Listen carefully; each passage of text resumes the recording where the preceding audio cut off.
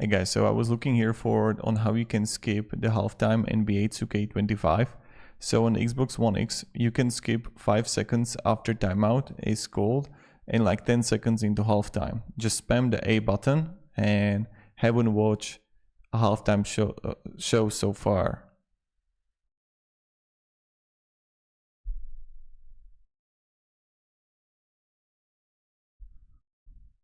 So the fact that in 2K24 you can spam the A and X button to skip these scenes, but they don't give you the option to outright disable them. So that's pretty much it.